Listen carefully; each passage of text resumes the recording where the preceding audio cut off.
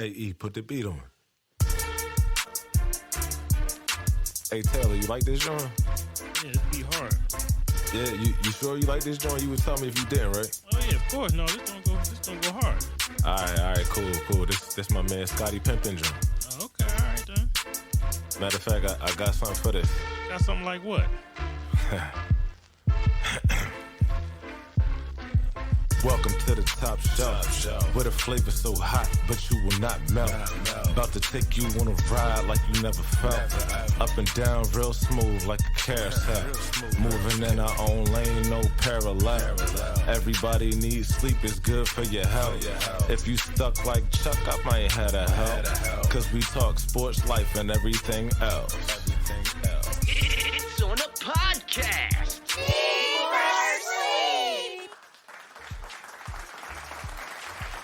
What's up, ladies and gentlemen? We thank you as always for tuning in to S.L.E.E.P, the Sports Life and Everything Else podcast, presented by the Away Team and coming to you from the top shelf. This is season 4, episode 6. My name is Michael Roberts, aka Mike on the mic, and I'm joined by my co-host, Mr. Taylor Super. Hello. Yo, what's up? Taylor, what's up with you? Everything's up, man. Ain't nothing wrong. All right. Everything's good. And as usual, our producer E, What's happening, captains? handling the boards, handling the behind-the-scenes stuff, Nah. giving us his opinion when he feels. Just a little something sometimes from here to there. You know how we do. Yes, sir. You can follow us on Twitter and IG at Sleep is for You. That's S.L.E.E.P. I.S. the number 4 Y-O-U. Subscribe and listen to new or old episodes on Apple Podcasts, Spotify, iHeartRadio, Stitcher, Podbean, TuneIn Radio, or YouTube. Like episodes, leave comments, show love, show hate. We here for it all. You can also keep up on us through sleepisforyou.com. Stutter man. And this evening, we've got 2 top 5s. Of course, the common sense space, big deal, no big deal, in addition to some of the best sports talk in the business. So without any further ado, our show time is 4:50. Let's spin. So as far as the NBA goes, we're down to 4 matchups left. The Sixers versus the Heat, Bucks versus the Celtics, Grizzlies versus the Warriors, and the Suns versus the Mavs. 2 of those games are today. We already saw the Celtics and the Bucks earlier. It was kind of tough sledding for the Celtics as they went down 0-1 to the Bucks. Giannis did his thing, and you could almost not even tell that Chris Middleton was not playing. But he is still out with injury, and they're making it happen without him. So Giannis ended up putting up 24 points. Drew Holiday had 25. Bobby Portis had 15. And Grayson Allen chipped in 11. Giannis had a triple-double. Yes, sir. Man. I messed around and got a triple-double, as Ice Cube would say. Isn't it funny how Giannis always seems to stay out of the way of the crushing hits that keeps him out of games? Well, he's usually delivering the hits. So. Yeah, So when they see him, they run. They say, we're not messing with 6'11", 250 pounds. No, thank you. Giannis comes at you fast. Yeah, When they do the picks, they do the Olay. They try to go underneath him over, and they ain't going through him. It's a brick wall right there. So, unfortunately, although Boston did have the home game this afternoon at TD Garden, they were not able to get a victory. So, we'll see what happens the next time those 2 teams, square off. The other game today is actually going on right now. It's in progress. The Grizzlies and the Warriors.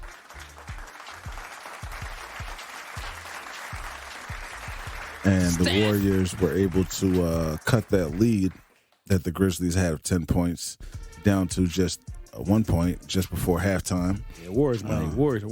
I think the Warriors might have the easiest road. Yo, I didn't know Draymond was back. Yeah, Draymond is back. He's balling, yeah. He's balling, but they got those 3 guards. And with Gary Payton coming off, Gary Payton Jr., the third or second, wherever he is. The second. He actually started today. He's I don't know, like they got a lot of athletic wings, and like I said, Steph Curry, he don't even have to cook if he don't have to. Like they can do it. And then I ain't even talk about Andrew Wiggins. Yep. So they got and like I said, everyone's healthy, no one's hurt. Like Steph was literally getting himself back, but now he's back, as you saw in what was that Game 5 when he just closed it out. Mm-hmm. I mean, so Golden State, they looking like looking like they can get it. They can get this chip this year. We'll see. Yeah, they still got a long look ways like to go. They're about their business. So. Yeah, I mean, I like Memphis and all, but they're very, very young. They're energetic, but that series against Minnesota, kind of like, oh man, Minnesota. You know what I mean? But against Golden State, that's going to be a tough series. I'll just say that. But if Golden State can get through that, I don't know if either of the teams in the other team, what's it, Suns and Phoenix Dallas and Dallas. Yeah, Phoenix is probably going to dust Dallas off. I don't. Either way, I don't know if either of them can hang with the Warriors. Not from what I see. Yeah. Like I said, a lot can change with that now and the next time we talk, or anything can change. Obviously, this is barring injuries or any type of setbacks for one team or the other. Anything, somebody gets hurt or something like that, then that's a whole different thing. That switches everything. So yeah, we'll see. So tomorrow will be game 1 of the Suns versus the Mavs. Any particular thoughts on that series? I mean, I honestly feel like the Suns are not going to have too big of trouble. They should be able to close that out in 5 or 6. It's going to go 7. I just don't know who's going to win, though. I don't know. Yeah. It's too easy. Just the Suns are going to win. I think Dallas is not that bad. I mean, Jalen Brunson's playing well, so I don't know. I really don't know. One of the things people get lost in about the Suns is that they're a very good defensive team. Yeah. So in addition to being able to score the ball, they're very good with stopping the ball. So yeah, tell that to Luka Doncic. We'll see how that goes tomorrow. You gonna stop him? They probably gonna end up putting Mikal Bridges on him. So we'll see if Bridges can keep up. We'll see if that's the route they go. And then obviously the other game tomorrow night is going to be the Sixers versus the Heat, game 1. That's what I want to talk about. Down in South Beach. Yes, man. Unfortunately, Joel Embiid is not going to be playing because it was revealed that he had suffered an orbital fracture, which is right over his eye. Another one. And he's going to at least miss game 1 and 2. He might be able to get back for 3 or 4. Why can't Embiid stay out of the damn danger zone? You better talk to Doc Rivers. He the one didn't take him out when they was up by 25 with 3 minutes to go. He should have took him out. Nah, he shouldn't have been took him out because the Sixers be on some bull crap. 25 points though. I can see 15. 25 is a lot with less than 4 minutes to go. Usually the other team will just wave the white flag because they don't want people to get hurt. So, but you know what? It doesn't matter whether he was in the game. He always seemed to be on the receiving end of something horrible. And Doc stands behind his decision to keep him in the game. That's what it was. It was an elbow, right? Or somebody stretched out, hit it. He got elbowed. It was Siakam. he got elbowed by his own countryman. And then hold up. They almost didn't call a foul. They almost didn't call the offensive foul. They was about to let it ride. I mean, I don't know what the long instant replay was about. I don't know if you was watching it, but then they got the long instant replay to see, he went straight up because every time Embiid goes up and his elbow will grace someone's cheek and they call an offensive foul. Yeah. So, I don't know. But it's horrible because he just always seems to be on the receiving end of something horrible. Well, the Sixers about to be on the receiving end of getting swept out 4-0. So yeah, well, Taylor, like I said, thinks they're going to get swept. And usually Embiid sets the tempo with those first 2 games. It's going to be now. You're going to come back game 3. I mean, they have to split. They can't. They have to split. They have to. They're not going to go up 2-0. They have to split. Well, isn't Butler and Lowry out? I think Butler said. I think Butler's playing. Be playing. He said his knee's okay. Okay, but I don't know about Lowry though. Lowry remains out for game 1 with a hamstring injury. All right, and Bam's playing, right? Because I remember he was dinged up. He's playing too. I don't have an update right here on Bam, but let me see if I can find that. Yeah, well, I mean, I don't know. They might be going down to 0-2 in Miami. And B, you got to save us now. I don't know. Put the Zorro mask on and save us. I think they're going to split it in Miami. All right. If they split it in Miami, then I'll be interested. But if y'all go down 0-2, then they go down 0-2. I don't have the I don't know, man. For me, I'm just gonna be like, all right, whatever. Even if the Sixers do win 2 games, it'll be over in 6. I'm just not seeing it. And I don't even think Miami's that good. Even though they're first place team, I was talking to a friend. I just look at it. I don't see them as that good, but they do play very good defensively, and they are a first place team. But if I look at Philadelphia's team matched up against their team, to me, it looks like Philadelphia should be the better team. But it just depends on how you play and who's the coach. Spoelstra's a somewhat better coach than Doc, so I don't know. Like I see a better team with Philadelphia up and down up against Miami. That's just my eyes. Well, Taylor was convinced before the series started that the Sixers were going to get knocked out by the Raptors. So yeah, I'm not too. And they almost did. I'm not too daunted by his prediction that they're going to get swept out by Miami. But and then we're going to have the Australian back. Who? What's his name? That because he couldn't play over the COVID protocol. Oh, you're talking about Thibault. Yeah, so we'll have Thibault back on defense at least. And we'll have Thibault back on defense. I'm pretty confident Maxi's going to show up. We'll see what dude, if Maxey shows what up, Tobias can bring to the we table. can be all right. Yeah. If Tobias shows up, he gets streaky. The rest of them. I just counted 17 ifs between the two of y'all in that little. There's too many ifs. I don't see any Doc Rivers information do right this, here on Bam, so it looks like he's playing. I ain't talking about Doc. I expect Doc to be Doc. Well, Doc's gonna be Doc then. They might be over in 3. They might say, "Listen, man, we only want to play the 4th one because Doc just does a lot of weird stuff." Man. And we've yet to mention Harden stepping up.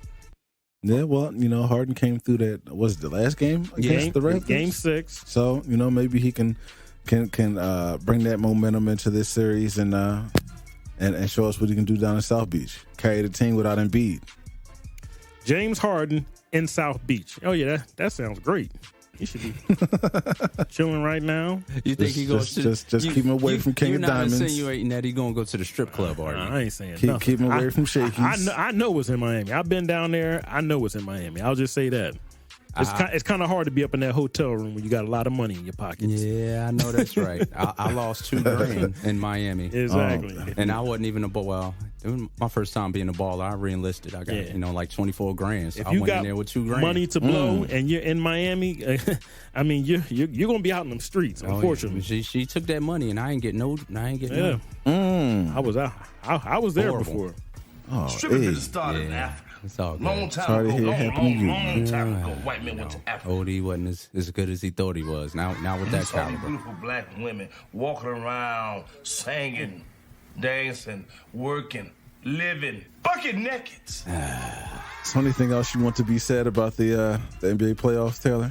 No, that's the only series I like. I'm interested in seeing it, but like I'm interested in seeing these first 2 games. Like you talking about the Sixers series? That's the only one I'm not interested in any other series but this series. Like I'm really not. Like I think, like I said, I think Warriors are going to win that one with ease. I think the other one's going to go 7. I don't know who to pick.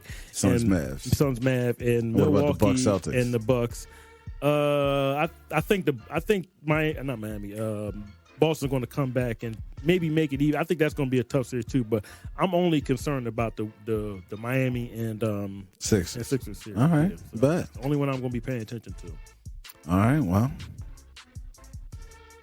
I want to be wrong. I'm not like when I'm predicting. I want to be wrong. Like I was glad I was wrong last time. I want to be wrong with getting swept out 4 games. Like I want them to go down there and win that first game. Forget this game 2. I want them to win the first one. Catch Miami slipping and slap them in the face. And now you're gonna have a series, and now you can anticipate. All right, Joel Embiid's gonna come back. With the leather face mask. You know what I mean?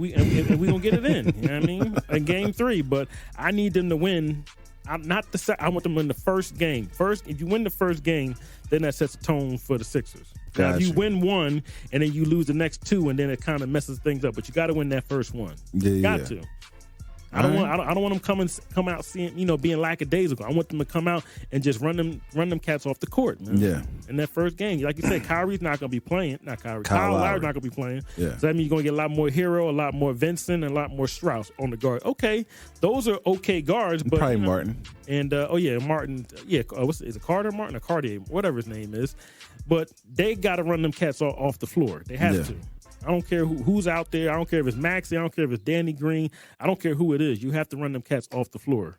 You have to. I don't care if Embiid's not there. I got to play a game to where it's just like, listen, we love Embiid, but we can win this on our own. We're a good team without him. I mean, they can believe that for one game. So absolutely, I need Doc Rivers to go and look and grab my man with the beard, grab him with the by the beard, say, "Hey man, I need you to go out there. I need the old beard, man. I need 37. Can you give me 37 tonight, man? Now if we lose, then we lose. But I need you to give your best, man. This is old James Harden. Yeah, this is just you and a bunch of other wings. Just go out there and do your thing, brother. Now if you're hurt, then you're hurt. I dig it.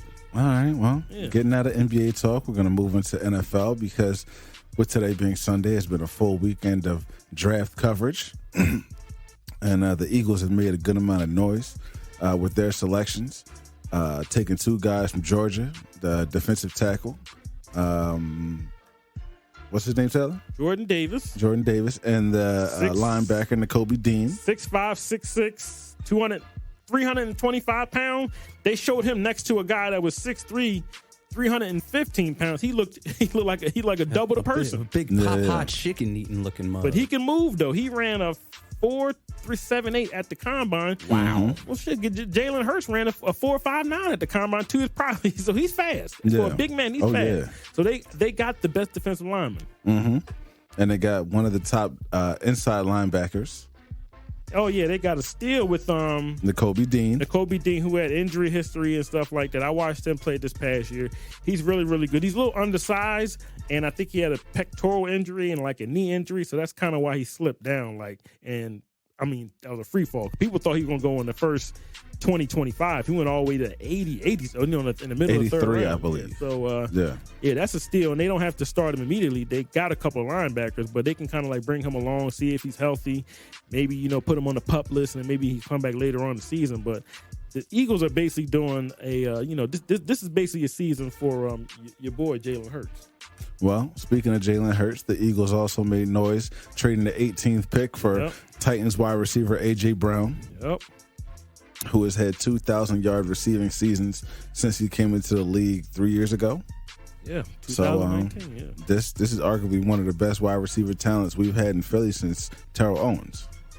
Just don't forget about my man Devontae Smith like that, man. No, I'm not forgetting about Devontae Smith, but Devontae Smith has a year under his belt. He's still got to do a little bit better. That brother has a Heisman Trophy. But he hasn't shown it in the league yet. He was good last year. That's what I'm saying. Like he was good last year, but he wasn't. I thought he was good despite the quarterback here, because I like Jalen Hurts, but there's a couple times where he just should have thrown him the ball and he didn't give him a chance. So I thought Devontae Smith was quote unquote open, and any other great quarterback would have just thrown it to him and just say, hey man, listen man, I know you only got a half a step on the guy, but I'm going to throw it to you. I kind of felt that Jalen Hurts left some throws out there that he didn't let Devontae Smith grip. You look at his numbers like, all right, but I don't think that was his fault. Like you saw that catch against Denver where he wasn't even open and he just mossed his old teammate Patrick Surtain. He wasn't even open. That was a crazy catch. That was like if he can catch that, he can catch anything else. And I kind of felt they left some plays on the field to where he should have done more. And you know what I mean. So that's just my opinion. I think Devontae Smith, but now the way the team is constructed right now, you got two receivers on both sides that are really, really good. Now the quarterback has to. This is his year. So if Jalen Hurts don't take that next step to being, not even an elite quarterback, just a very, very good quarterback, then he's not going to be here next year. You don't have no excuse right now. You have two really good receivers. You got a good tight end. Your O-line there's no problem with your O-line. O-line actually stayed healthy last year, and they were pretty solid, and they're still quote unquote young. And you got Miles Sanders got to stay healthy. You don't have no excuses. So if he don't 25 touchdowns, he got to have that 25 passing touchdowns. I'm sorry, if he don't throw 25 passing touchdowns, he's not going to be here next year. And the Eagles going to take those 2 first-round picks that they got this past year and draft some new golden boy. I don't know who it's going to be, but so Jalen Hurts, he ain't got no excuse this year. He can run all he wants to, but he should have time to throw the ball to those two receivers. They're not going to be double covered. A lot of times Devontae kind of was double covered. He's not going to be double covered at all. Yeah. And RIP to Jalen Reagor. Yeah, I know he wiped his social media. Nigga, we don't care. And like that's gonna make somebody upset. You can go. He can just walk out and they don't even care. Jalen Reagor can definitely go. Yeah. You had 2 years to prove it and you choked. You choked in that Giants game and you dropped another pass. Just not good. But you had me in position to where I was talking down on Devontae Smith, and I feel bad about that. I want to apologize because I do not want to talk down on Devontae Smith. He's a good player. He is a good player. He has great talent, and he's going to flourish in his career in the NFL. Yeah, But, I just felt that the quarterback didn't. There was a couple. Like I remember, I'm watching the game. He didn't throw him the ball. Like just throw it to him. You don't know what's going to happen. This man won the Heisman Trophy. Yeah. So you mean to tell me all those 100 and some catches he caught, he was wide open? Hell no. He extended his ball, and that's what's really good for A.J. Brown. We'll get back to him. He's got the largest catch radius in the NFL. So you got a guy that it doesn't matter where it's at. He's going to leap out and catch it, whether it be one hand or two hand. He's a problem, and he'll be 25 next month. They got a really good deal. I thought that was a steal. I mean, I felt like they robbed Tennessee. They only gave up a first rounder this year and a fourth rounder this year. Eagles can't draft in the fourth round anyway, so you basically got an all-star receiver for nothing. And then, like I said, they still have their 2 first-round picks next year, and I think they have 2 second-round picks next year. So they robbed Tennessee. Now I know Tennessee could not pay him, but I thought that was highway robbery. They robbed him. Well, speaking of the draft, Georgia broke an NFL record with 5 first-round defensive players selected. Mm-hmm. And the first 5 picks were all defensive players as well, 2 corners and 3 defensive ends. Picks 8, 10, 11, and 12 were run on wide receivers, as well as 16 and 18. That's why I think the Eagles made the trade. I think they wanted at least, I don't know what receivers they wanted, but I think that's why they pulled the trigger on A.J. Brown. Well, that's what I was saying about Jamison Williams either a week or 2 ago. I heard that the Eagles had their eye on him, and he got taken just a couple picks earlier by Detroit. Yeah, Detroit did a good job of jumping up and get him because they don't need him now. They can actually afford to have him wait, whether it be 8 games or 10 games, and have him come on later because they already got Amarion St. Brown, so they do need receivers up in Detroit. So for them to jump up and to grab him, that was a good move for them. I don't think the Eagles anticipated that, but I think they were looking at him and even probably Chris Olave and maybe a Drake London would have slid, but I think that's why the A.J. Brown trade happened. I wouldn't be surprised if Tennessee reached out to them and said, hey, man, you want him? They said, listen, we'll call you if our plan doesn't go through, because Tennessee, they weren't going to pay him. They weren't going to pay A.J. Brown. I think they offered him 20, but A.J. Brown wanted 25, and they weren't willing to go that high. I just read that this morning. So okay. Everyone has a price. So that's just what it is. They're paying Tannehill $34 million. They paid Derrick Henry a lot of money, and they got to sign back Simmons on the defensive line. So they just looked and saw that, like, listen, we're not going to pay this guy. And they let Corey Davis go a couple years ago, who was actually a really good receiver. So he was. A lot of teams they might value different positions differently, so they might not value receiver. And so as soon as they got rid of A.J. Brown, they replaced him with Traylon Burke, who was actually a clone of him. He maybe a little bigger, but he's pretty much the same player. So we'll see how it works out. But I think the Eagles actually got the better of that deal because Tennessee just, they didn't want to pay A.J. Brown. And closing out our discussion about receivers, Green Bay added a wide receiver with the 2nd pick in the 2nd round. Oh yeah. Giving Aaron Rodgers a new weapon. What's the boy's name? Christian Watson? No. What's his name? Yeah, but the thing is with him, I think he went to the same school at Carson, North Dakota State. So he's got a long. Oh yeah, that's Christian Watson. Yeah, he's got a long, basically going from that. What's the FS2 to now the NFL, so it's going to be a lot. But they drafted a couple receivers last year, Green Bay did, so they're not going to be dependent on this kid. They still got Randall Cobb, but they need this kid to kind of make some noise in the second half of the year. Yeah. It took Devontae Adams a little while to develop to him being a good receiver over the past 4 years. But when he first got there, he was dropping the ball and stuff like that. But they had other receivers in front of him like Jordy Nelson and stuff like that and James Jones. But now with this kid, I think it's going to take him a little while to to develop. So we'll see what Aaron Rodgers do. I think Green Bay they were trash in Green Bay, but I thought Green Bay had a good draft. There's only like a couple teams I thought had bad drafts.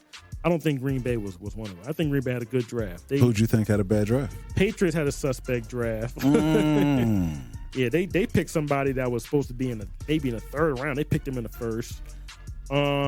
And somebody else had a suspect draft too. I can't think off the top of my head. I think a lot of people were bigging up Seattle. I wasn't impressed with their draft.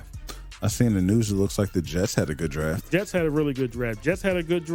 Baltimore had a good draft. Arizona getting Hollywood Brown.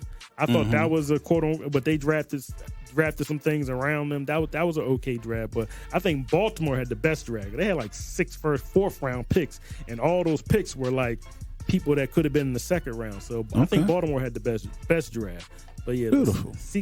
Seahawks and Patriots are the one I looked. I was like, I don't know about those drafts. Yeah. Tennessee had a good draft. And like people kept talking about this draft because the quarterbacks weren't that good, but this is a draft. I think 4 or 5 years from now, people gonna be looking like, "Yo, man, I can't believe that guy went that." This was a draft to where you had to know what you were picking. You had to know I need defensive linemen, I need a corner, I need this, I need that. You knew, but you just had to do the research. You couldn't have the quarterbacks. You saw once one went, that was it. No more to the 3rd round. So the quarterbacks went where they're supposed to win. I'm glad that happened for the quarterback. It takes pressure off of them. They don't have to worry about, I got to start. When you're a 1st round pick, I got to start. So-and-so just threw a pick. That means they're going to want me. These guys can just sit and chill and then eventually get themselves in the game. Malik Willis, Desmond Ridder, and what's the other white kid's name? I think he went to Washington, the backup Carson Wentz. Matt Cordell. None of those guys were 1st round pick. Cody Pickett is barely a 1st round pick. He's more of a 2nd round pick, but that was a need that Pittsburgh. They needed a quarterback. Yeah. You can't go into the season with freaking Mitchell Trubisky and Mason Rudolph. They both of them suck. You know what I mean? So you got to bring somebody else in. They had to. All right, and they couldn't take that. They couldn't take that chance going 2nd round and somebody else jumping up. So. Like I said, but I think the Eagles had an overall. I think they had an overall good draft. So their first 3 picks were solid, and of course with the AJ Brown in there, I wouldn't be mad. I think the last year's draft was good, and this year's draft was good. So cool. So we'll see. They got 2 starters out of last year. If you get 2 starters out of this draft, then that's a good draft. You can't ask for everyone to be a starter, but if you can get 2 starters out of one draft, to me that's solid to me. If you get more, then that's now we're going to A++ or outstanding. Yeah. All right. Well, we're going to transition out of direct NFL talk and get into our first edition of Top 5, which is going to be Top 5 favorite sports dates during the year. Yes. So, for example, this is Super Bowl weekend, any All-Star March weekend. Madness, All-Star weekend, the first games of the World Series or the last games of the World Series. Just your favorite dates that come up during the year in sports. So at number 5 on my list, I have NBA Draft Day, which is usually sometime in June. But it's a big day because it's a day when teams are able to make a lot of changes to help their team, whether it's by adding young players or packaging picks along with players together to make deals to bring in new talent. So I think NBA Draft Day is a pretty exciting day on the sports calendar. Yes. Number 4 on my list is the first day of the Major League Baseball playoffs, but there's a caveat. It's the first day of the Major League playoffs if the Phillies have a chance. Because if the Phillies are in it, and they have a chance of making some noise, it's just a different feeling around the city. Like, we've been there, we've experienced it where the Phillies aren't in the playoffs or where they have a very slim to no chance in the playoffs, and it's kind of blah. But when the Phillies are in it and they have a shot, it's just a different feeling, it's a different energy in the city, and it's dope. And it's been over a decade. Yes, it's been a while. It's been a while. But the good thing about baseball, if you get in, you have it. It doesn't matter with the records. Like, that's the different thing about baseball with other sports. If you get in, you have a chance. Mm-hmm. Anybody can just go 0 for 0, and then you can be the best team. But if you're on a roll like Atlanta barely made it in. Well, they won the division, but they had to climb up, and once they got in, they won, and they weren't even the best team. All right. Number 3 on my list is going to be Thanksgiving Day, because it's just a good day. First of all, I'm saying you get together with family members and maybe some friends, and you get to hang out down there and get some of that food and some of that corn and some of those peaches and stuff. And you get to watch the football game with people you ain't seen in years, and someone all day whose long. breath Might have some smells like basketball games, I don't think basketball games come on during Thanksgiving, do they? I think sometimes they do. Oh, they do. They All might right. get a game or two in. I just remember football. matter of fact, I think NFL bought it out. I don't think they're canceling. Yeah, I don't remember seeing basketball games on. You might be getting that confused with Christmas Day. I think might be. NFL Christmas Day, definitely bought it out to say, no one else can do nothing on this day but us. Okay. And NFL's greedy like that. Well, you got football games that day, and but they on all day. Not all of them are entertaining because you know Detroit's going to play that day. But you also know Green Bay is going to play that day, and you also pretty much know Dallas is going to play that day. So you got some pretty entertaining games going on. Lions, Dallas, and the last game is always a wild card. Don't the Lions suck every year, but they still get a Christmas, a Thanksgiving game every year? Yep. I think their ownership is has a relationship with the NFL, so it's kind of like what's that? Their grandfather, then you can't take them out. So Oh my God! Every 15 years they might be a good team. So you get to watch this trash. But I like over the last 10, 15, they're just the first. We gotta get them out They're the way first game early, because they just suck every year. All right. Number 2, I have the first day of the NBA playoffs. And that's just dope because there's so many games on. There's, so many different teams playing.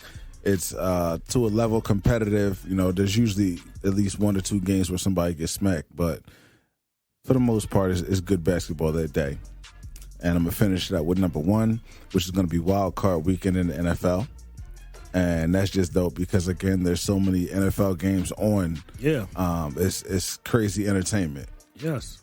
All day, every day. And I think they added Monday this past year. So it was Saturday, Sunday, and Monday. And then they had a Monday night game. So they just stretching out the playoffs. Yeah. I don't blame them. NFL, they bought that money. Advertisements. Trying to recoup that COVID money. Exactly. Man, they got their money through COVID anyway. Exactly. Like they was broke. Like they was broke. In fact, didn't they get the joint from Trump? I'm pretty sure they got some type of like a bailout. No, well, you know how he was giving money to the big corporations. Yeah. A BBB joint, a PPP joint, something like that for millionaires. Yeah. So even though they took a hit, how billionaires they look into their account, and they got missing $100,000, they might have a stroke. I'm gonna check that out and make sure. But if I'm not mistaken, I did see during that point in time took some money, and I was like, why? Mm-hmm. Yeah. No, I did see during that point in time the Lakers got a small business loan, and that was interesting because it was like how are the Lakers considered a small business, but it was something about the details that how it's written that they can qualify. So that was interesting. Well, they made that up when they sold the rights to name the stadium for $4 billion. They got their money right back. Staples Center, we ain't never called it that before. It's a Bitcoin. What's it called? Bitcoin Stadium now, or something like that. Yeah, it's not Staples Stadium no more. They changed the on Christmas Day. They just no more Staples Center. It's like cryptocurrency arena. That's what it's called. Crypto arena, crypto center, or something like that. They got for $4 billion. That's crazy. So, like you said, they got their money back. All right. Well, Taylor, why don't you give us your top 5 sports dates of the year? All right. I'm not good at this game, but I've tried it a couple years ago. Okay. And I still suck. But I like watching the Masters, man. When the Masters first start in that first week, that nice ass grass. Mm-hmm. And, of course, I like watching Tiger Woods, but there's other golfers that I know. I know about Dustin Johnson. I know about Rory McIlroy. And who else? They got a couple young guys. What's my man's name? Brooks Koepka. Yeah, so some of those guys, Jordan Spieth, I'm saying his name right. Yes, Bubba Watson. No, he's no, I don't. Some I don't like. I don't like Bubba there Watson. Is a Bubba. Yeah, there's a Bubba Watson. Yeah. Okay. Patrick Reed. So, and all these guys, they come out there, and what happens was on that first day, you'll see older guys that have been doing it for like 30, 40 years trying to qualify. Now, when Friday comes, Phil Mickelson. Yeah, Phil Mickelson. Yeah, he's actually still good amongst the young people. He's not really at that senior, but you'll see guys like Fred Couples who's like pushing like 75, trying to compete with the young guys, and sometimes they can sneak in because you got to make the cut by Friday. And then once you make the cut by Friday, and that's kind of when this tournament kind of restarts. And now whoever's left over, they gotta you take your score from the Thursday and Friday and combine it with Saturday, and then Sunday is that last little. So I like Masters weekend. Like even though I might not watch every hole, I just like watching. They had a brother out there this past year with some Jordans on. I said, who is this brother? He was nice though, man. Well, you're not alone. There's a lot of people that like the Masters. Yo, man, I like him. A lot of people that like professional golf in general. Yeah, another guy's name is Tony Finau.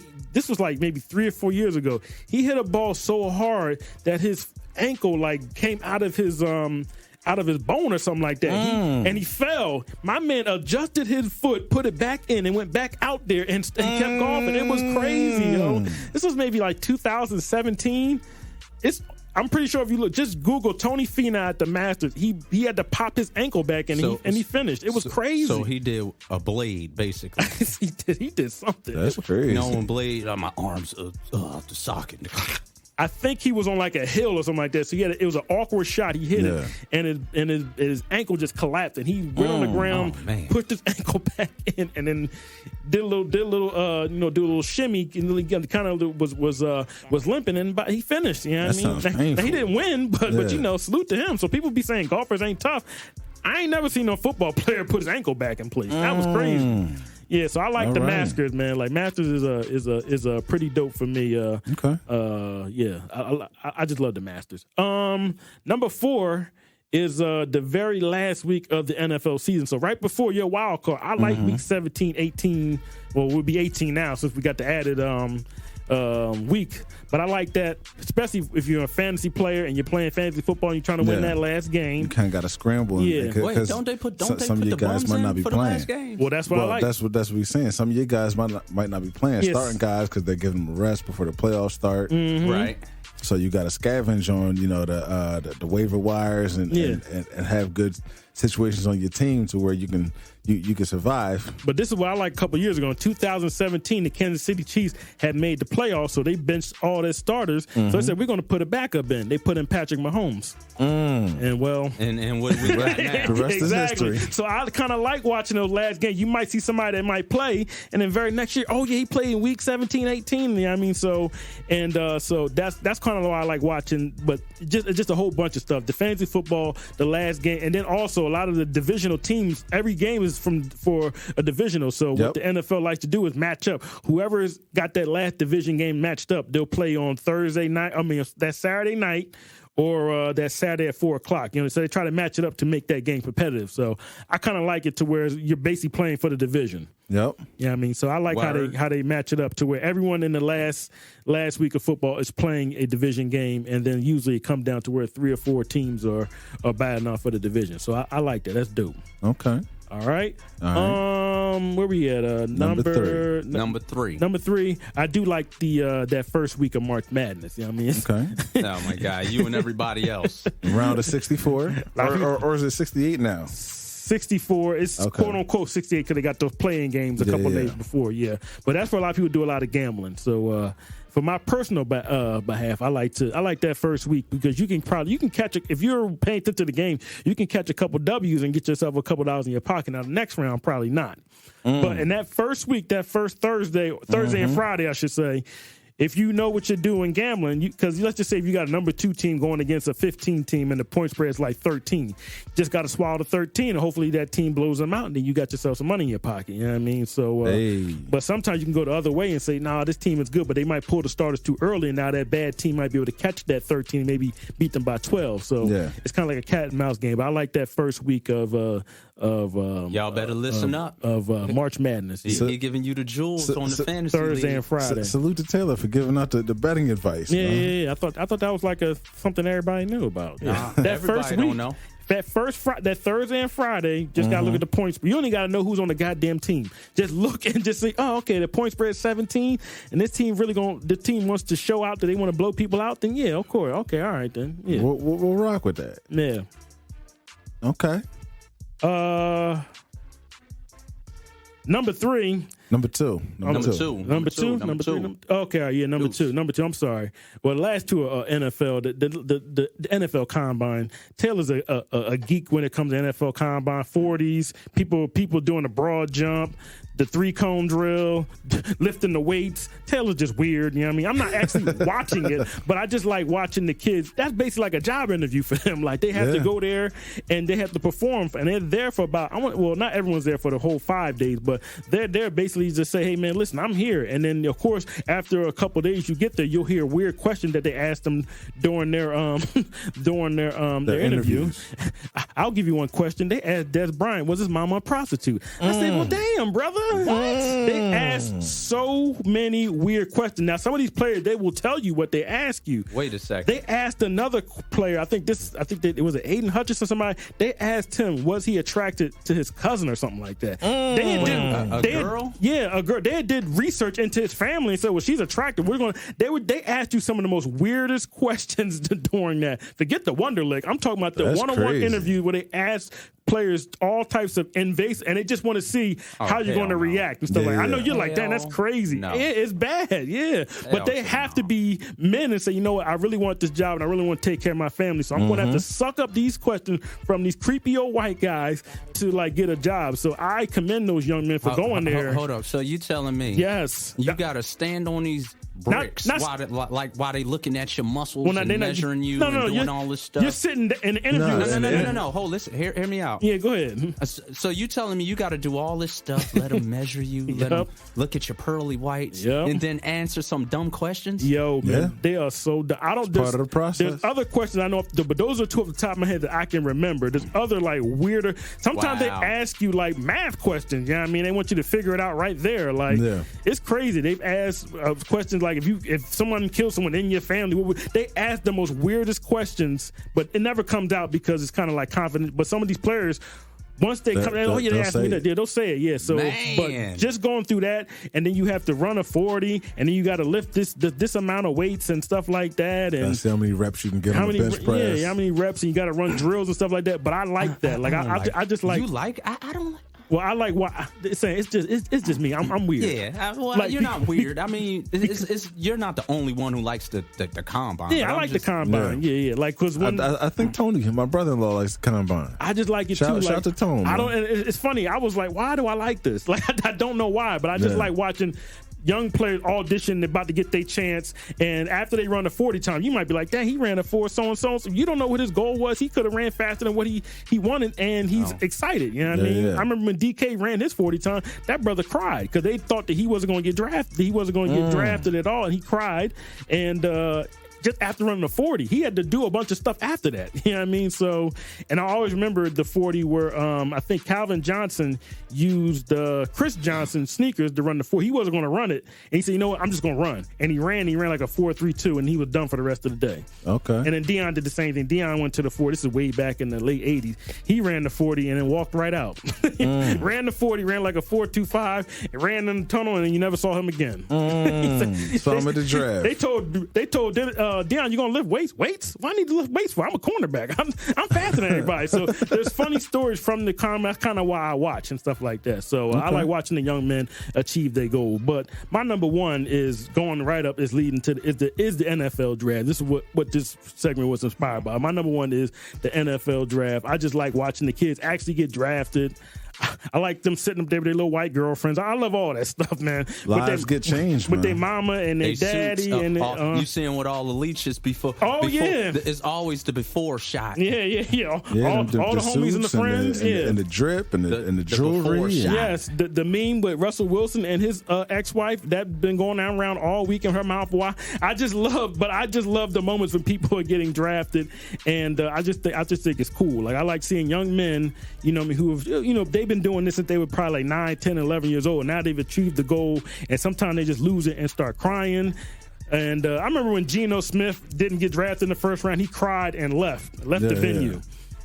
You know what I mean? So a lot of these times you can see what these people are going to be. I remember when Tyrann Mathieu got drafted, he had got kicked out of school and everything. Yep. He cried. You know what I mean? So some of these stories you got to know, why are they crying for? You don't know what they've been through. I remember Brandon Jacobs, he had cried. Him and his father were homeless at one point. They were sleeping in cars. And I'm not talking about like when he was little, when he was 14, 15 years old. So when he's a 21, 22-year-old kid, like he's not that far removed from that. So I like seeing these people achieve their dreams, achieve their goals, and go on to the next level. So that's kind of what I like to see. I like to see it in the NBA too, but I don't know, something about the NFL is just, you know what I mean, because they getting hit all day, every day, and these are supposed to be the most tightened guys, and they go down, they just break down, and after a while you get that interview and they be like, yo, I'm ready, man. I want the playbook now. Like, I'm ready to play. You know what I mean? So I like the NFL draft. That's Taylor's number one. It's always going to be the NFL draft for me. Well, I like to see that because you was just talking crazy about Brandon Jacobs a couple of weeks ago. Oh, no, I'm sorry. What's the Jacobs kid from from Raiders. What's his name? Josh Jacobs. Josh Jacobs. No. Josh Jacobs, yeah. My bad. I got my Jacobs messed up. That's when you try to stick up for Brandon Jacobs. It gets He was drafting down. the third or fourth round. I don't even think a lot of you guys they don't get shown. I remember Joe Thomas got drafted. He was doing ice fishing in freaking Wisconsin somewhere. He was waving, I'm just ice fishing with my father. Like I just like how they just you got white kids, you got them doing different things and stuff like that. So I like them whether they're sitting on the couch, they got their families there and stuff. I just like seeing that. Some of the guys they went to the draft and they showed the inside of their jacket. So I like all that stuff. I just like all of it. Like it's nothing more than seeing people achieve their dreams. So I mean it's dope. All right, well that's gonna do it for our first top 5, and we're gonna get into big deal, no big deal. Mm-hmm. So the first question, we actually just talked about it a little while ago, but the Ravens traded Marquise Brown to the Cardinals on draft day. Yeah, was that a big deal or no big deal? I think it's. I think it's a big deal for Lamar Jackson because he lost. I think he knew he was going to lose his best target, and Lamar Jackson has been rejecting money from Baltimore because he just wants to play football. So now he just lost his favorite target, because he wanted to get paid. So I don't know what the things is with the money down in Baltimore because I think they could have paid him, but maybe he wanted to leave Ravens. I'm not sure, but I think it's a big deal for Marvin Jackson. I think it's also a big deal for Kyler Murray, who gets his former teammate back. So I'm gonna go big deal all around for both different parties. Yeah, cool. Yeah, but I thought that trade was cool though. I didn't see that one coming. And then just when you saw that, then the Eagles' big trade came after that. But I think that's a big deal for both quarterbacks because both quarterbacks want to get paid. So we'll see. We'll see what happens after this. All right. Mm-hmm. The Eagles signed undrafted free agent Mario Goodrich, cornerback from Clemson. Big deal or no big deal? I thought it was a bigger deal. They signed the other guy from Alabama, Josh Joby. Okay. Because they do need corners, and we have seen undrafted corners come out and ball. So and Eagles, I think what the Eagles wanted was, and I think it was in the 4th or 5th round, they wanted that big tall corner, and Seattle grabbed him right before. And as soon as Seattle grabbed him, Eagles traded out, so I think that meant that they kind of thought it was going to fall to him, but they didn't. A big. I think he's like 6'4.5", 200 some odd pounds. He ran like a 4.3 140. I think they wanted him, but they didn't get him. But I don't think it's a big deal or a no deal because a lot of these undrafted guys they get under. You'll never hear from them again. They make the team, but you might not hear from them again. Yeah, they might end up in the XFL, the USFL, or whatever, or something like that. But now reading up on this kid, I see that he was pretty good in college. Yeah, but you never know. Ghost was an undrafted free agent. Who? Amari Hardwick. Ooh. You know what I mean? So a lot of these guys, they are undrafted, but you never hear from them again. They end up doing so. It's a little deal to me. Like you got to show me that you can ball because you can he can play. But sometimes some of these teams or some of these guys, they might not have the wherewithal, or maybe when they were in that getting interviewed at the combine, maybe they said something that people didn't like. So you know what I mean, could have been the easiest question. Maybe they answered those questions too happily and they answered the easy ones too hard. You don't know. So we'll see. But hopefully, if those guys, if they want to, make some noise, we'll see. But the Clemson guy and the Alabama guy, I felt he was a little bit better. But the Goodrich is no deal to me. Okay. Yeah. Well, in addition to Georgia breaking an NFL record with having 5 first-round defensive players selected, they also broke an NFL record by having 15 players selected overall. Yeah, the whole draft. Yes. Yeah. Big deal, no big deal. That's a big deal because Georgia has built that program up over the past 4, 5, 6 years. You going all the way back to Troy, what's his name? Troy, Todd Gurley, AJ Green and Matt Stafford. Mm-hmm. Over the past couple of years, they just keep building that team up. And not that they're going to be, they can compete with Alabama. They just beat Alabama. So they're getting, and then the guy that just drafted over, I think it was Jermaine Johnson, he was at Georgia. You know what I mean? So Georgia's a really, really, really good school. They're doing a really good job recruiting down there, but I think that's a big deal because a lot of people are going to be looking like, Alabama wants me, but Georgia wants me too. And Georgia, I'm going to play a little bit earlier because a lot of times Alabama usually play your junior or your senior year, but a lot of those guys that played at Georgia, they've been playing since they were freshmen, and some of them and some playing since sophomore. So if you're good enough, you're going to play. That's why Fields kind of left because as soon as he got there, he wasn't starting. They had another guy in front of him. If he would have waited, he would have played. But I like what Georgia's doing. I think that's a big deal that 15 guys went in one draft, and especially they just won the national championships. I think that's a big deal for Georgia, especially in the future, to building that program down there. Yeah, solid. Yeah. All right. Zach LaVine announced he will enter free agency. Big deal? No big deal. If this was this last year, I would have said big deal. But this year, he played very well during the year. But during the playoffs, I kind of felt he wet the bed. So I don't know. He's a good player, but the first time he was in the playoffs, he didn't do so well. So I'm gonna go with little deal. Little deal. I like Zach LaVine. I think he's a really, really good player. A hell of an athlete. But I don't know. I think he's going to get paid. But I'm gonna say little deal for now. Yeah, I wasn't. And like you telling me that, I didn't even know. So that's how I know it's a little deal. Okay. But if this was this time last year, I'd say it was a big deal. But right now, no. I got you. After some skepticism about his team, Zion Williamson has decided he wants to stay with the Pelicans. He wants to stay. Big deal? No big deal. That's a no deal. I don't know what's up with him. I guess he saw the team and they're good. So now, I play now. But when he was down this time last year, that team was horrible. But I don't know. I see something about these kids just not playing. That always puts a bad taste in my mouth. But yeah. I just if you're drafted, you should be wanting to play by any means. You know what I mean? You're gonna have to drag me off the floor. You want me to play? So I don't know. It's a little deal right now. Like I like Zion. He's a kid. He's a young man too. So I don't want to beat up too much on the young man. But I'm gonna say no deal. But hopefully he wants to play and keeps himself healthy, keeps the weight down, and then he'll be fine. Yeah. So we'll see. I know he sees his one of his best friends, John Morant. You saw what he did. That team wasn't no good when he first got there, but he just kept playing and plucking, and now his team is the second best team in the Western Conference. So sometimes you can be the difference for that team being trash to being third or fourth. You don't know what's going to happen. All right. Well, last one. Mark Jackson is rumored as a finalist for the vacant Sacramento Kings head coach position. Big deal, no big deal. Which Mark? We're not talking about Philly's Mark Jackson. We're talking about Mark Jackson, formerly the Indiana Pacers. Mark Jackson be commentating with Jeff Van Gundy. No, he's a loser. No, he's no deal. Mark Jackson. I mean, come on, man. I mean, I was giving him the benefit of the doubt when he left the Golden State Warriors right after that. But once I started hearing why he got fired, he was having troubles with management, ownership, and then he was trying to implicate religion on those kids. And a lot of those kids, they didn't want him doing that. So it was a lot of stuff that he was doing that they didn't like. Not that they didn't like, and then they had something. And then there's another something. This is all alleged. Something. Well, just say someone. I'll just say him being a religious man is somebody in the Warriors organization being, I'll just say, alternative living lifestyle. He didn't agree with, and that's why they kind of got him up out of there. I'm not going to say what it was, but. He just I don't like Mark Jackson. I didn't like him as a player, and I don't think he's going to be a difference as a coach. I don't even like him as a sportscaster. I hear it's between Mark Jackson and Mike Brown.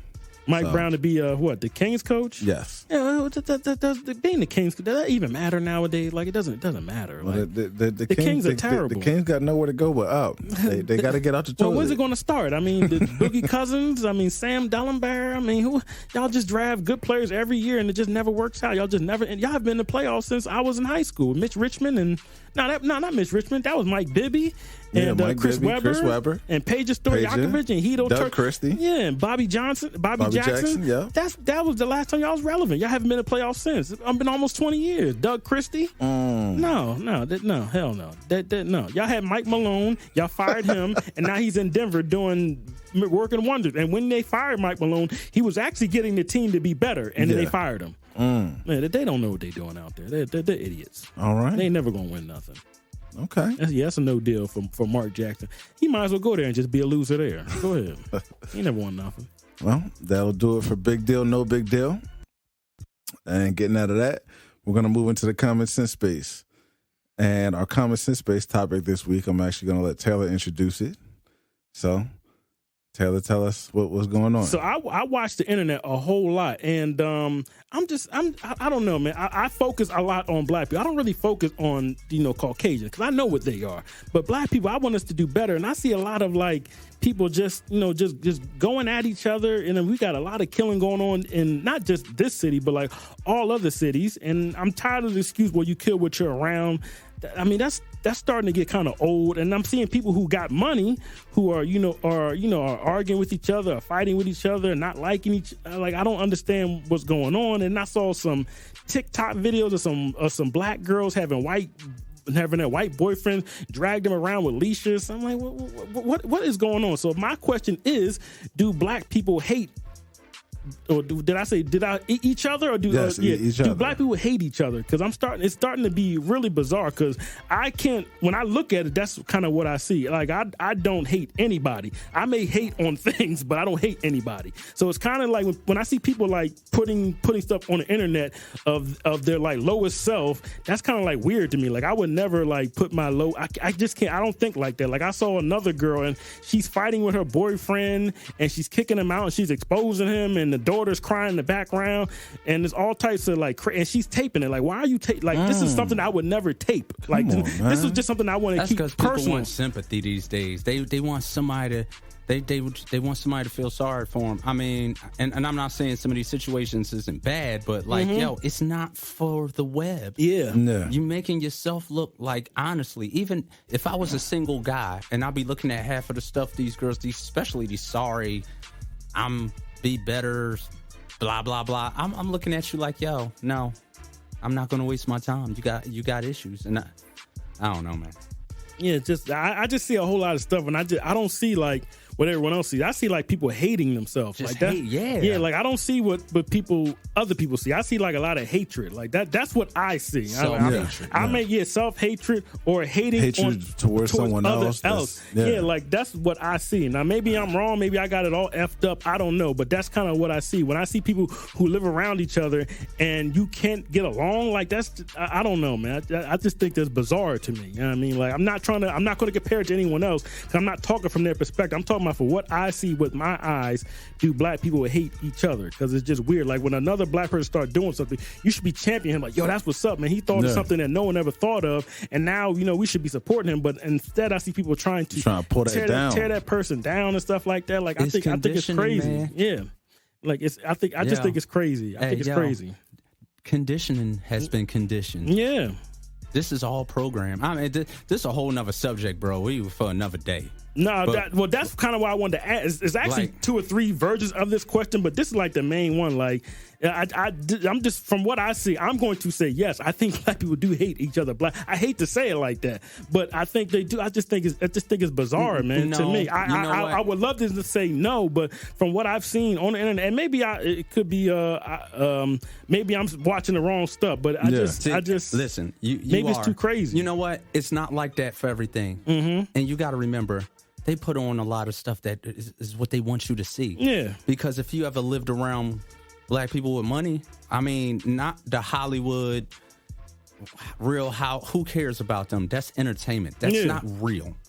That's not real. That's somebody trying to get a couple bucks and some attention. But if you ever been around good middle class black neighborhoods, they don't hate on each other. They embrace each other. Well, me and Mikey grew up on an all black street. When we were growing up as kids, we grew up on an all black street. For the most part, not in the hood. You know, they didn't really get any white people to maybe the early 2000s, but through the late 80s, throughout the whole 90s, the whole street from at the top of the block to maybe about 4th, it was all black. And we weren't in the hood. We were in a nice area, and everybody helped each other. Everyone, we may not have known each other that well, but we all helped each other out at one point or another. There have been times where I've been outside with my bicycle. I had a flat tire. I had some black. Hey man, you all right, man? You cool? Like I've had people help when I was like 8 or 9, 10 years. Oh yeah, I'm cool. I just live up the block. You know what I mean, I've had that in my neighborhood and stuff like that. I'm gonna ask you this question.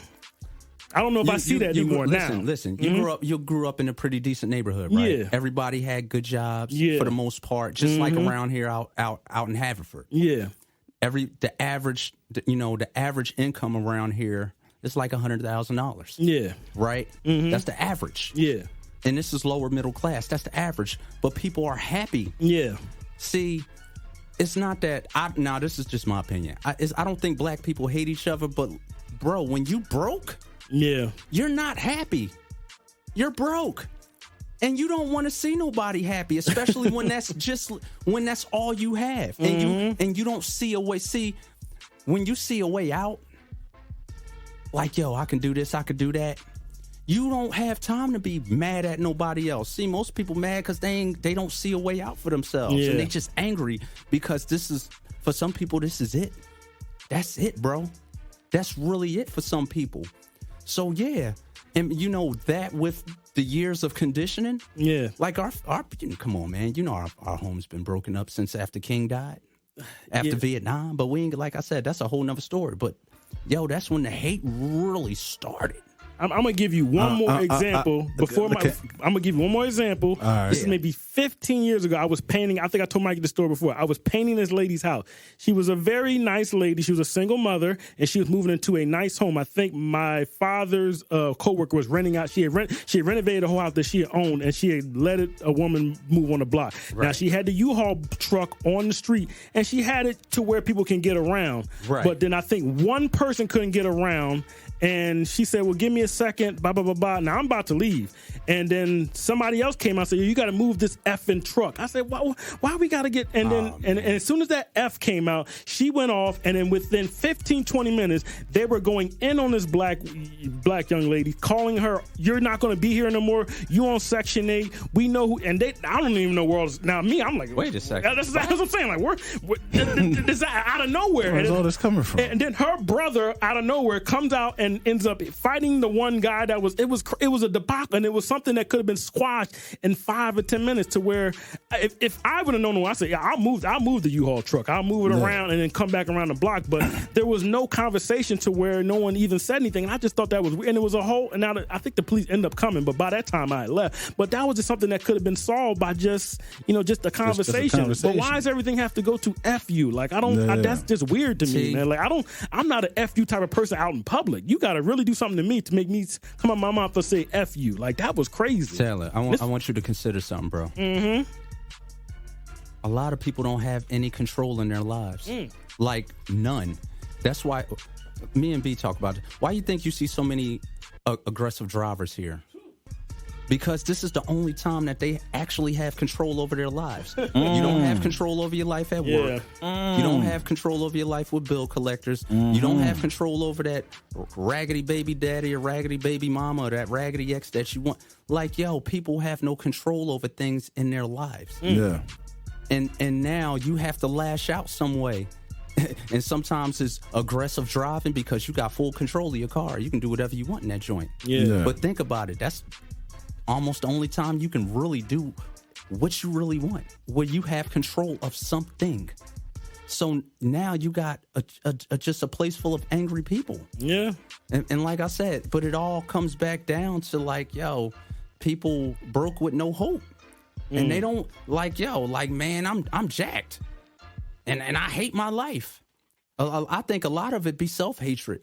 Yeah. Because if you really love yourself, come on, man. Who you really want to be mad at? But that's just my opinion. Mm-hmm. That's sad, man. But I'm going to give my opinion, and I agree with Taylor. I think black people do hate other black people, and that's sad, too.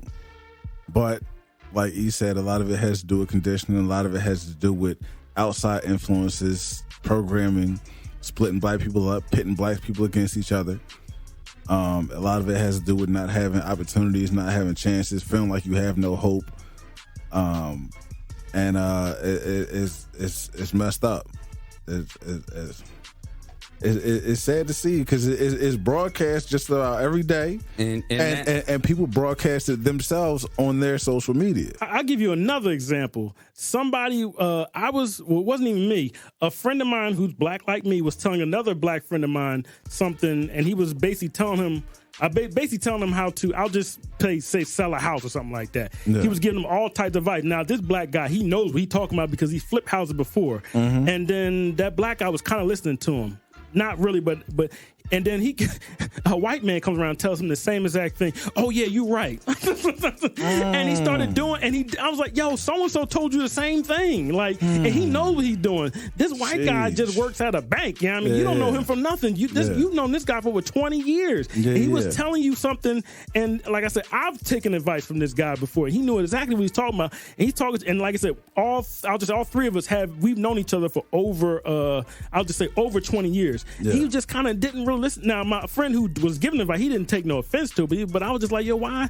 But now I said, yo, man, why? And even he had to say, yeah, you're right. Yeah, he said he was saying the same thing. I said, well, like, why would you not take advice from him, man? Like, he know what he's doing. This man is making money, man. You see it. You know what I mean? And he's trying to help you with a situation. It's conditioning, man. Like, I just thought that was weird, man. And then when I said to him, like, oh, when that white man told you that, you believe, he said, why you gotta say it like that? Because he told you that's how what you're telling me is what he said to you. Like, you're saying the same exact thing. He's telling me, he said, oh yeah, you're right. You know what I mean? I was like, I just thought that was weird, man, to me. Maybe I'm paying attention too much. Maybe I need to mind my damn business. Man, I'd have been like, you know what? I'd have been like, get the F out of here, man. I just thought it was weird, man. I just thought it was weird, man. And like I said, my friend who gave him the advice, he didn't take no. He's like, oh man, don't worry about it. He don't never listen to me. But I thought he was giving him some real gems, and then a white guy came along and told him the same thing. You know what? He within 5. Yeah, you're right, man. Yeah. I never thought of it that way. But when my friend told him, yeah, whatever. Yeah. I was like, dang, man, that was crazy. I just thought that was crazy. That's another reason why I thought about this too over the past couple of weeks. So I don't know. Maybe it's me. Maybe I'm reading or looking into things too much, but. No, I don't know, man, because like I said, I'm not a hateful person. When you meet me out, I'm going to say what's up to you. Now, when I get on this mic, I'm going to tell you how I feel about people I don't know, that I don't really care for, and I'm just going to go in. But when I'm out, and I like being around amongst the people and stuff like that. So, and I don't have any hatred. And if I see somebody giving me some type of crazy energy, I'm easily like, oh no, I'm good. Now hold up, there's a flip side to that. Yeah. Sometimes it depends on your geographical location, too. Yeah. Because I'm going to tell you something. When I lived in Savannah, Georgia, black people like each other. Yeah. They speak. You know what? They speak even if they don't like each other. Mm-hmm. It's not uncommon to say good morning. It's just that Southern hospitality. Yeah. And like, when you live down there and then you live up here where everybody's so aggressive and so mad. And, the women, a lot of the women, oh, my God. There be a lot of them. They be on the road raging, and they be in stores snapping. But it goes back to what I say. They don't got no control over nothing. And now you snap, you lashing off any way you can because you just so angry. And then you got generations of parents, like my age, who have failed these younger 20-something year olds. And then our parents, the crack generation, it just goes on and on, man.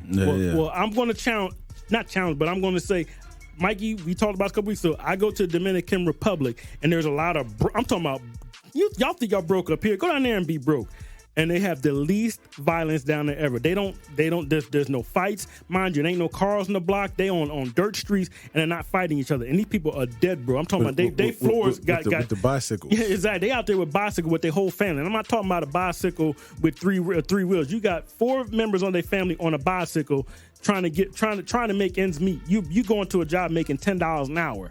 And there's no violence there. There's no nothing. Now there's certain places in some of these places where there are a lot of gang activity, stuff like that. But most of those places where they live, they help each other out. Yeah, we broke. We just gonna be broke together. We won't raise our kids, and there's not a lot of violence down there. Like there's no violence down there in some places. Now there's violence all over the place in some of these countries, but in the place where I go to, there's no violence whatsoever. So. I don't like. I'm saying like I don't understand what we broke, so we just gonna be mad at each other. Like I don't that in my mind. I don't that you can never talk to me, make me get that. Like I just don't understand that. Like if I'm broke and you broke, then we gonna help each other out. Like I'm not gonna hate on you. I'm not going to. Or if I see somebody in your door, so I'm just not gonna say nothing or something like that. Or if I see your daughter around the corner do something, I'm going to try to help to be like, hey man, so and so something's going on. You know what I mean? I just want to make sure everything's cool. You know what I mean? That's the type of person that I am.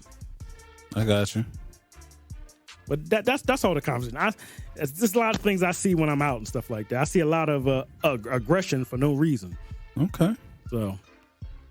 All right. Well, getting out of the common sense space, we're going to move into our last edition of Top 5, which is Top 5 movies we thought were good that turned out to have bad ratings. So, we looked it up and maybe it had a rating on Rotten Tomatoes that was low, like 50% or less was pretty much our threshold. Mm-hmm. So I'll start with my list. At number 5, I have Any Given Sunday. which, as we should all remember, starred Jamie Foxx, Yes. LL Cool J, Yes. Al Pacino, Yeah. Cameron Diaz. Yeah. You had Lawrence Taylor was in that movie. Yeah. You had what's my man's name? Jim Brown was Jim in that Brown movie. was in the movie. Yes. What's Bill his name? Bellamy was in the Bill movie. Bellamy was in the movie. Rod Sanderson. Jimmy Woods was in the movie. James Wood was in the movie. Yes. Star-studded. Yeah, and they gave it a rating of 48%. 48, man. Wow. Yeah, man. I think because it was so long. It was a little bit long, and there was maybe a half hour to 45 minutes where if they'd have took that part out, the movie would have been perfect. But Where it was kind of slow. yeah, I forget what part it was, but they dragged some stuff out. That You, didn't you know be in what there. else I think too? Because from that time, the game of football has accelerated Yeah. so much. Yeah. So I think when did Any Given Sunday come? It was 99, 2000. 98 or 99. I think it was All right. 99. So think about the game, how much it has advanced. Even the pads, they still had the big pads on that game. Yeah. They still had the big shoulder joints, and you know what I'm saying. And it got a little redundant with dude popped out on the field. Yeah, that was crazy. So I'm they go hard on football, but they're not they're not casinoing nobody where they got somebody here in the vice and they pop their eye out. That was just a little. And it's those little things like that people will remember, oh man, yeah, but remember, dude, I got popped out. Well, come on, man. Yeah, I remember when it first came out, they kind of they criticized it a lot when it first came out. I think Oliver Stone directed it and he wrote it. But yeah, that's one of the movies I did like. Well, I can't speak for everybody else, but I bang with that. Yeah, joint. I like say it. he bangs with Yeah, that joint, yeah. so that's what's up. I've heard people trash that movie, and I like to trash movies, but I thought it was solid. Like I said, there's a couple maybe it dragged out a little long, but I like the movie though. All right. Well, number 4 on my list, I have a movie that was big to me when I was younger, and that's Space Jam, and that's the first one, and it only had 43% rating.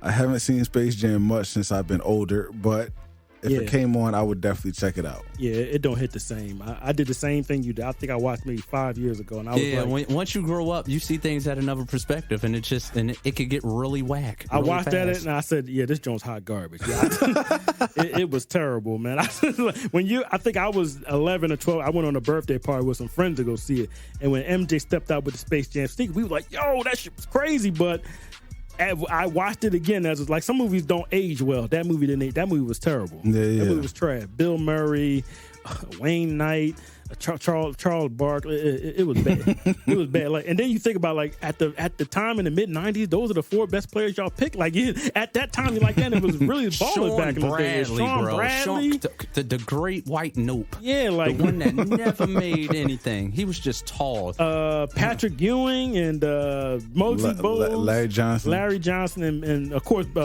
Charles Barkley. That's who they could get available. That's who had the time to do it. Yeah, but Charles Barkley was he was okay in the movie, but I don't know. Yeah, it was shake.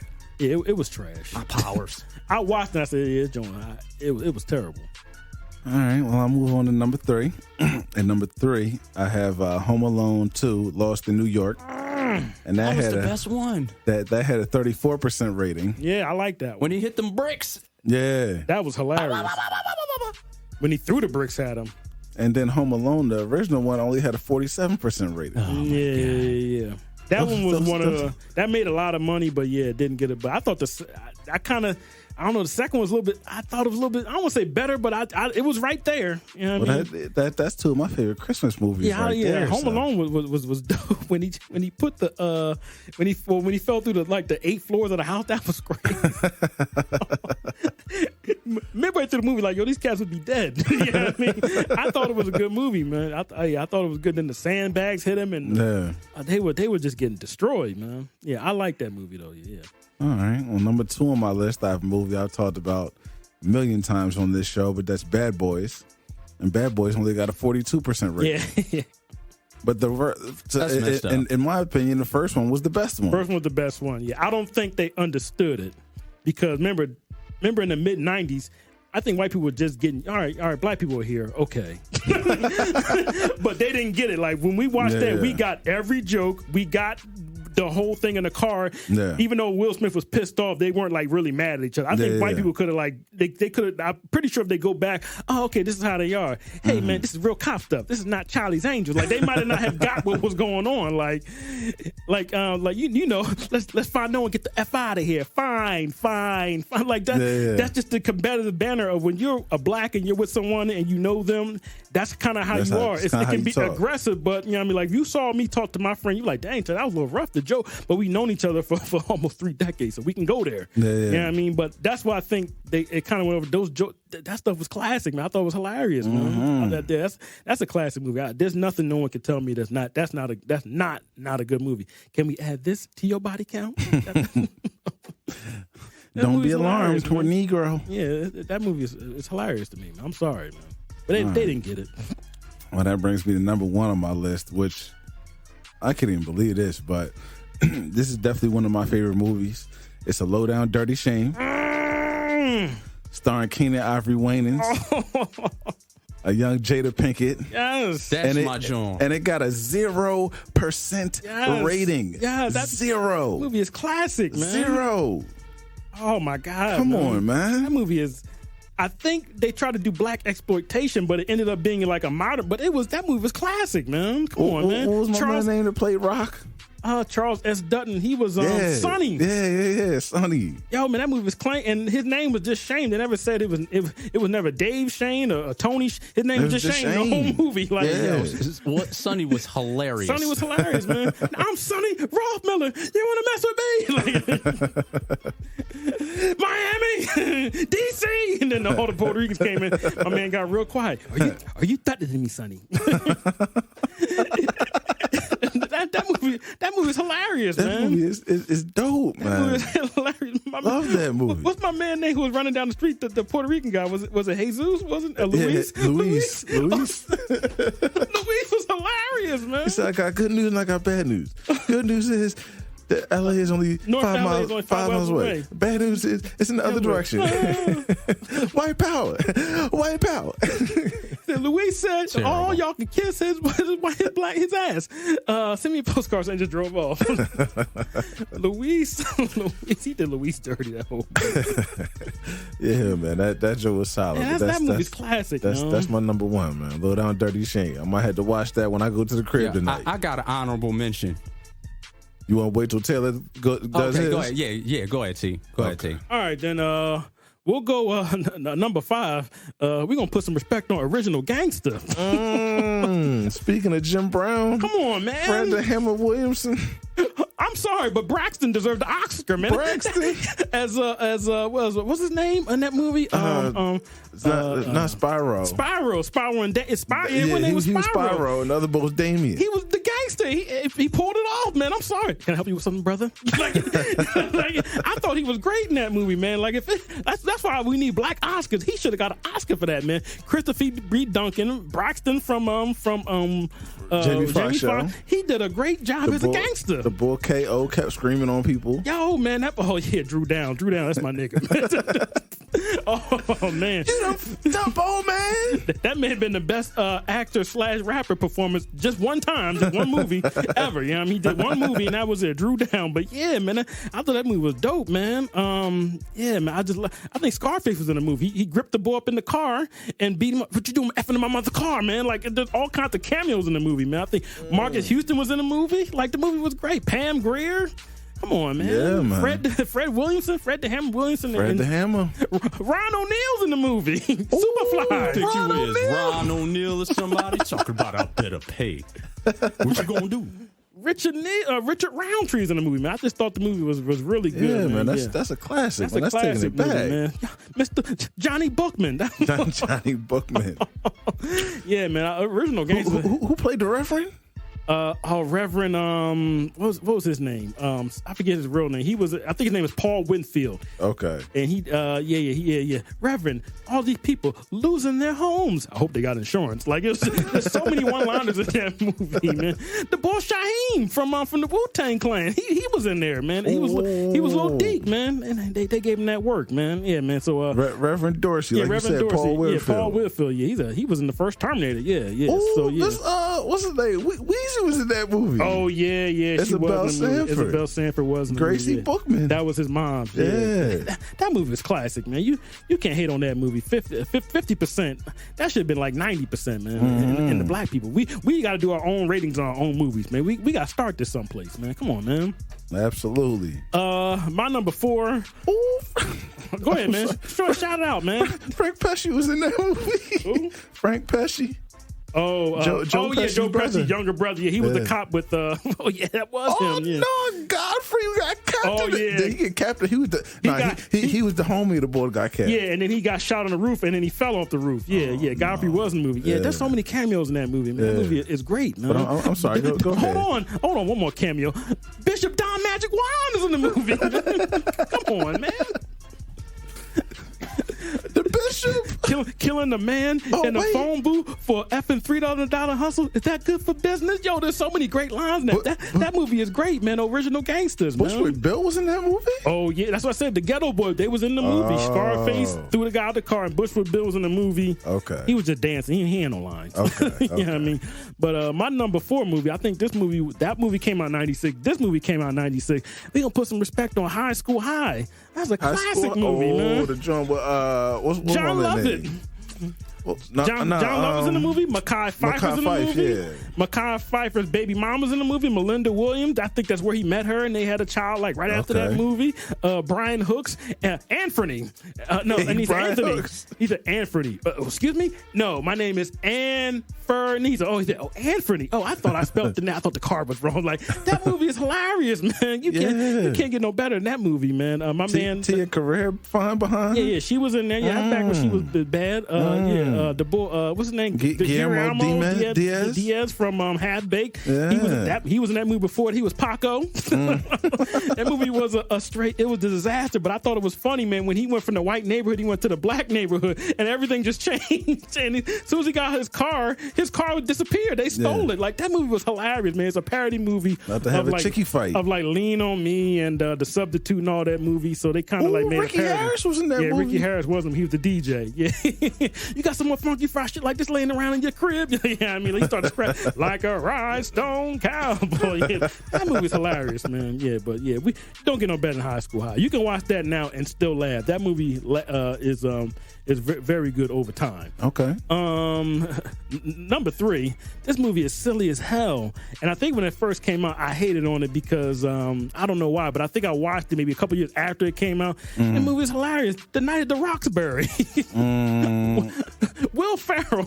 I ain't with you on that one. It's so dumb in that movie. You know what I mean? It's crazy, man. I thought it was corny, but it was funny though, man. I thought it was funny, man. They just acting real like Will Ferrell was like a dumbass in that movie. Yeah. And Chris Kattan, who was being this crazy brother, but they took that from the Saturday Night Live skit and turned it into a movie. It was a disaster. The movie is probably trash, but I liked it though, man. I kind of.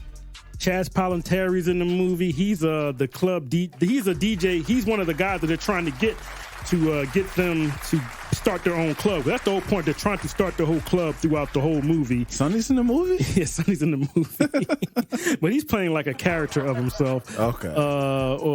There's a couple of Saturday Night Live people in the movie that's there. It's funny, man. I thought it was funny to me, man. It's silly as hell, but it's a funny movie. So number 3, Night at the Roxbury. It's a horrible movie, but I enjoy watching it. I'll just say that. Okay. Number 2, I mean, I gotta put some respect on the Texas Chainsaw Massacre, man. Well, we know how much you love Leatherface. This movie got a 37 on the Richter scale, and they probably deserved it because some white kids they in a van, they let a stranger into their car. You know, what I mean, this is supposed to be supposedly in the 60s. The car they go to this place to try to make sure. No, the girl blows her brains out. I'm sorry, and they call the police. The police is not real. They end up going to the house, and of course, who's downstairs in the basement. It's old Leatherface down there carving people up, and my man got his leg chopped jumped off. I mean, it was. But I remember being in the movie theater watching the movie. Everyone was just freaked out during the whole movie, screaming. I thought it was horrible. And me and my friends were laughing. Me and seven, we're the only ones laughing in the movie. They're like, what's wrong with them niggas back there? We were cracking up, man. It was hilarious. We would. Anytime I go to see horror movies with my friends, if you're scared of a horror movie, you should have came with me and my friends. We were laughing throughout the whole movie. We weren't scared. We were standing up. We were applauding. It was a show. You know what I mean? But we loved it. You know what I mean? But that movie got a 37, and they probably deserved it. But the Texas Chainsaw Massacre with Jessica Biel that came out in 2003. You know what I mean? That's a classic for me. Okay. But I hate to say it, man. I didn't want to spoil it for you, but Low Down Dirty Shane, that was my number one too. Okay. That 0 rating was like, really? That was like, wow. Because they had a whole list of movies that have a 0 rating. Yeah. And I'm going down looking at these movies and I'm like, okay, I haven't seen that. Oh, Low Down Dirty Shane. That movie was great, man. The soundtrack was good too, man. I'm sorry, man. Sally Richardson looks really good in that movie. That's one of Jada Pickett's only good performances she's ever had in a movie. I mean, the movie was just, to me, it was great, man. And remember, there were no more Waynes in the movie, so maybe that's what it was. Maybe he thought that more Waynes were going to be in the movie, but Keenen Ivory. Just Keenen. Yeah, his sister was in the movie. Oh, yes, right. She was the jewelry dealer. Yeah, that's right. Turn that radio down. Turn that radio down. Keenen Ivory's hilarious. Yo, man, she kicked the ladies out the store. Shake that money, make it down here. Yo, man, that movie's classic, man. I'm sorry, man. Like, once I put that at number one, then I started doing everything else down from there, yeah. But I was surprised that movie was just so damn low. Like, it was a classic movie to me, man. I got an honorable mention. Yeah, go ahead, sir. Vampire in Brooklyn. Ooh, Yeah, what's the rating on Vampire in They get Brooklyn? vampires. They trashed that movie so hard. Yeah, I think that got like a 27 or 28 or something like but that. that joint is just too funny. Vampire in Brooklyn classic, is absolutely classic. Get your mad ass out the street, no blockbuster video around here. Lying motherfucker. That whole part right there. Better go get a pizza. That whole part right there. Thought you was going to get some ass. That whole part right there. If I'm a black man, I'm giving you the black Oscar. That was get your mad ass out the street. That was hilarious, man. Y'all love that movie. Yeah, that's a classic movie, man. Yeah, I love Vampire in Brooklyn. Yeah. Oh my goodness, good Dave Hardison was hilarious. Nikki from Bed-Stuy. Yeah. Yo, man, yeah. Preacher Paulie. Like, yeah, that movie's classic. Yeah, I think that movie got. You were misbehaving. Preacher Paulie's here for saving. You wouldn't believe the shit I've seen tonight, man. Who was that? The John Witherspoon was hilarious. Yeah, man. You little scared piece of shit. Julius. You gonna leave? Oh man, yeah, honorable that mention. Yeah, that's definitely all right. Yeah, I'm pretty sure. I didn't even check, but that movie is classic. Man. That can definitely get in. Absolutely. All right, well, that's going to do it for our second top five, and we're going to end this week's episode with T's thoughts. So, Taylor, it got a 12. Oh my God, man! They gave Vampire in Brooklyn 12. Oh my goodness, that's disrespectful. Movie that feels personal. That's why I came up with this list, because they was just downtrodden movies. Some of my favorite. I wasn't hurt, but I know how people are. But these movies are classics to me, man. Yeah, man. There's more on that. Like I said, we might end up doing this again, but those are kind of the ones that stuck out to me. So we kind of did this not looking to what we were going to say, but we might do it again. Oh wait, that reminds me. I did have a couple ones I wanted to mention, a couple honorable mentions. Well, just name one. We might do this again, man. Okay. Well, I'll just say this: Beverly Hills Cop 2 got a 46% rating. Oh yeah. I didn't really like that. And some people thought Beverly Hills Cop 2 was the best one. I didn't really like that one that much. No, I kind of like 3 better than 2. Now 3 has a horrible rating too, but 2, I don't. First one's of course a classic. The second one didn't really. I wasn't really a big fan of the second one. Yeah. Alphabet Bandit. Yeah, I didn't. Yeah, 2 didn't hit for me either. Yeah. All right. All right. Well, like I said, we're going to end this week's episode with T's thoughts. So, Taylor, what's on your mind? I know Mother's Day is coming. That'll be next weekend, but I want to salute the fathers. The sports fathers. I see we were just talking about Ja Morant's father and Karl Anthony Towns' father, and I saw a lot of fathers during the during the NFL draft. We just saw Del Curry. Yeah, Del Curry. He's a father, and I like I salute LeVar Ball. Like I wish I had 3 or 4 sons, and I could just get into the NBA. I would be hollering, hooting too. I wouldn't be able to stay quiet. You know LeVar Ball's winning right now. He's winning right now. His sons are in the NBA. Two of them in the NBA, thriving. And the middle one, he's in like a G League program. You never know, he might get in. You know what I mean? So salute to the actual father. I feel like, I mean, no disrespect to the mothers, because y'all create the babies, but the men have to make these guys go to that next level. So I want to salute to all the fathers out there, man. Like, I like seeing the father, and I liked it because they said that Ja Morant and Karl-Anthony Towns has started a foundation of like fathers, who are in sports, and they kind of I don't know what they do together, but it's like a foundation for the father where they can all just support each other and stuff like that. If they ever need any help or anything like that. So I like that those men are doing that, and I like how they come to all the games too. Like, I kind of feel like they, if you do have a father but he's not really there, they kind of try to push the mother up and try to make you seem like you're a single child. But I like the fathers being pressed up. So all the fathers out there, of course, Mikey and E. I salute all fathers, because Taylor's a coward, and I salute anybody out there that has children. So I just like seeing black fathers out here in America, doing their thing, man. So that's pretty much it, man. That's the only thought I had, man. Well, speaking of fatherhood and kids, I doubt if any of them will be hearing this episode, but I want to salute to my youngest son, Quentin. Yes. He will be 6 this Tuesday on May 3rd. So I love you, son. And I'll see you soon. Yeah. And that's going to do it for this week's episode, Season 4, Episode 6. We appreciate y'all, as always, listening and checking in with us. Follow us on IG and Twitter at Sleep Is For You. Check out the website, sleepisforyou.com.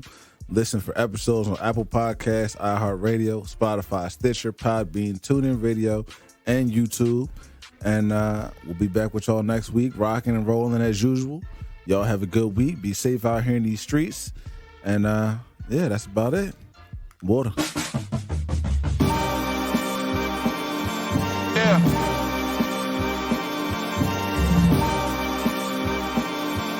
We back.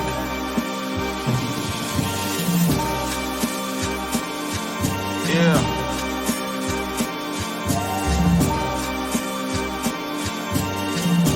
The GP will see you now. Look, free to return to that emo rap. Ain't no kilo stash. Augusta's son had to reload that. Daddy gone, but his legacy strong. How do you figure? I too thought I'd be dead, all things considered, but I'm living, thriving and growing, fighting opponents that I'm with it. Striving to know who died for the lowest, don't you get it? The industry hopers try to control us, I ain't with it. I got me a goal that's highly explosive with my wife and my baby. What I'm writing is weighty. Call me S.O. or Bevenberg, they knighting me lately. Stand where the light is, feeling lighter than lighter than maybe I'm getting grown. Nothing wrong with Bible and Baileys. I open up the text, got my mind closer off the edge. Goes the architect, I ain't gotta go to your connect. I gotta go direct, him and I through the sun up.